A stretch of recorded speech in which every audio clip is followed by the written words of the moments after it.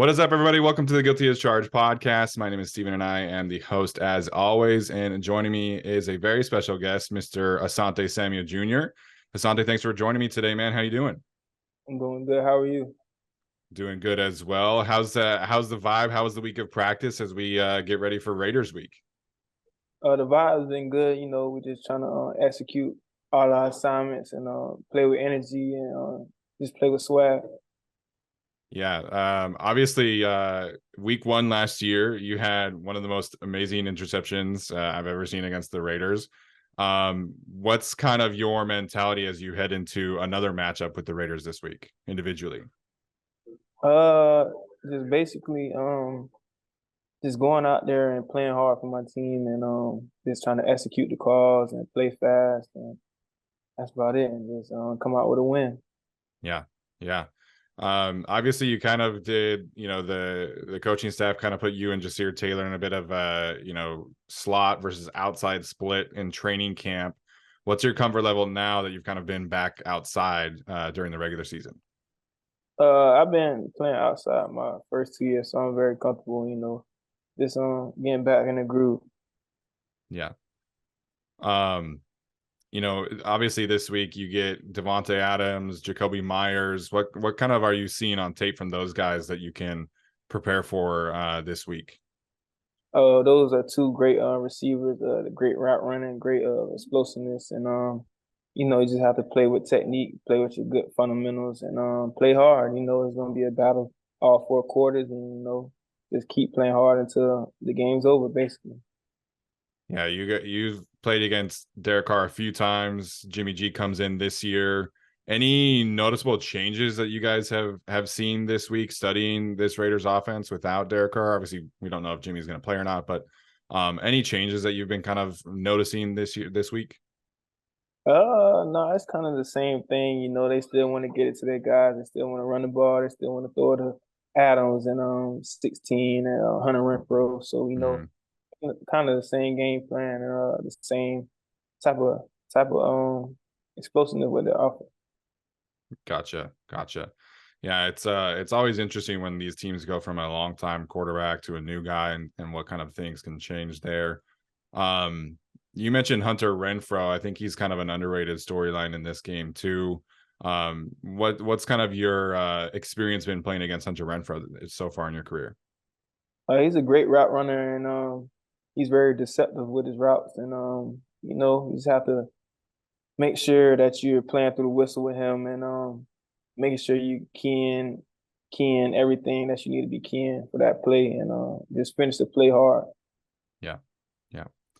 Um, just some general questions here. Obviously, we're a few games into Derek Ansley's tenure as defensive coordinator. He was with you guys in the secondary last year.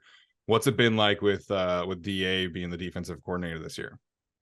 DA is a great coach, high energy guy. He's kind of doing the same role he's been doing, but he's a great guy, great coach, and I'm glad he's our defensive coordinator.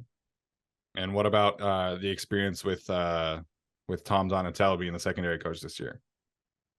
Like I said, it's kind of like the same thing. Nothing really changed. It's just the title. Just the title change. They still do that same thing that they always been doing since the first 2 years. So it's basically the same. Gotcha. All right. One thing, like I mentioned, that interception against the Raiders last week. You've had some of these plays where, I think maybe in like cover two or your instances, just kind of you coming off of your assignment and reading the play out. Like, what kind of keys are you looking for during the game to be able to go out there and make some plays on the football? Uh, well, some plays I'm just out there trying to find the ball. Wherever the ball is, and if you're close by the ball, you can go get the ball. So Yeah. mentality, if the ball's in the air coming to my side, I feel like I should be able to come down with it. Yeah, that Mohawk mentality, I think, is something that's kind of carried over with you throughout your career. Where does that come from? Has it always been kind of a natural thing for you, or is that something that you had to like work on in that ball skills mentality? It's kind of natural, but you still got to work at things and just catching the ball. I had a lot of drop interceptions in college, so I try Mm, to make sure I catch the ball in the NFL. So that's all it was. So are you out there on the jugs machine, or like how are you working on that? Oh yeah, I'll be on the jugs every day, and it's an everyday grind. You know, you just got to keep grinding out your technique and just little things in that nature. So making sure that you do what you're supposed to do to excel. Yeah. Chase Daniel, former backup quarterback, was on the Athletic Football Show the other day talking about the Herbert cross. Have you heard about this? No, I haven't heard about that. I guess apparently in the quarterback room, they say that the ball, when Herbert like hits it on your guys' chest, that it leaves like a cross on your pads. Have you ever experienced anything like that, or just in general, like what's it like going up against Herbert every day in practice? Well, it's probably for the receivers. You know, he's not trying to throw it to the DBs, and if Right, we, right.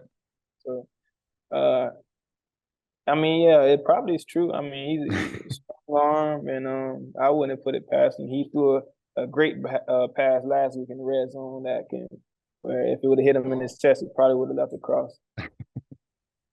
What's it like going up against him in practice? And Keenan Allen's playing at a super high level. What kind of things are you able to pick up on each week as you work against those guys?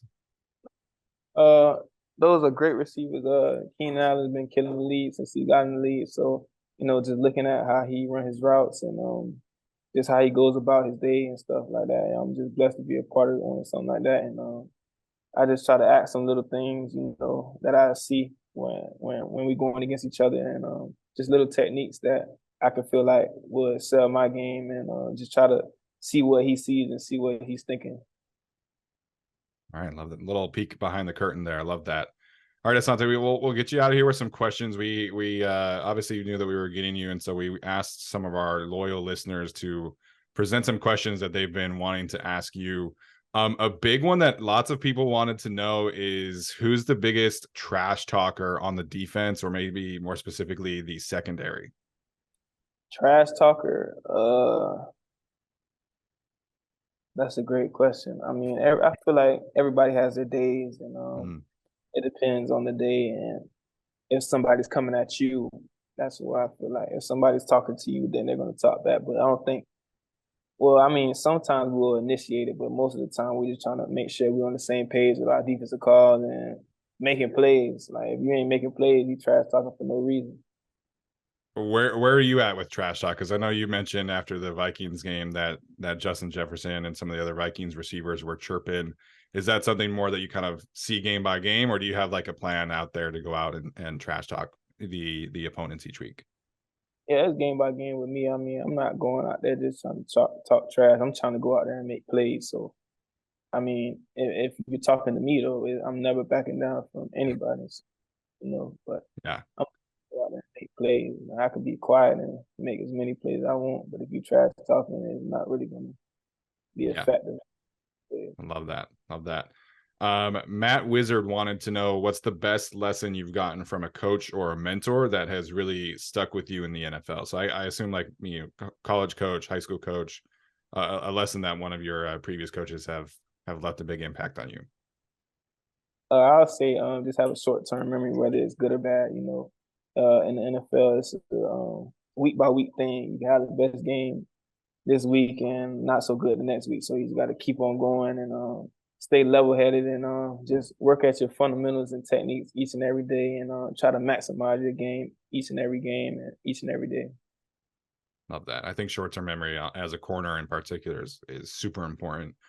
Um, Let's see. Blake wanted to know who are your favorite other cornerbacks around the league that you try and steal from, that you try and study, that kind of mentality. I don't know if you guys study many like during the season, but during the off season, what corners are you studying most to try and steal stuff from? I don't really try to steal anything from any other corners, but the ones that I watch, the older guys that I watch, I'll say probably like Darius Slay. Hmm. I definitely can see that now that you point that out. I can definitely see, that the parallels there. I love that. Jay Herbo wanted to know your favorite things to do on off days. Relax, play video games, you know, hang out with my teammates, you know, sometimes, and just just relax for the most part. What's the latest games you guys are into right now? I play well, obviously Madden and 2K. How did you feel about your Madden rating? I mean, that's what they want to give me. I just got to keep going. Fair enough, fair enough. Tim Stewart wants to know if you have any pregame rituals that you do every single game. Um, I say one of my pregame rituals when I get to the stadium, I will change clothes and just walk around the field 2 times, just and just kind of like vision what I'm gonna do in the game, and just just get a feel for the field, either it's home or away. Just feel where I'm gonna be playing at. So you're a big visualization guy then. Yeah, I love that. What about favorite pregame foods? Are you do you have like the same foods that you eat before and after each game, or is that just kind of whatever? Yeah, it's kind of whatever. I try to keep it light. I like just to eat like fruits and something light. I don't really like to eat heavy before the game, especially before an early game. I Yeah, want to energized, and I don't want to feel too weighed down. I think that's the right approach personally as well, but to each their own. All right, Asante, this has been great, man. Really appreciate your time today, and best of luck on Sunday. Hopefully you stay healthy the rest of the season as well. Appreciate your time. Appreciate it.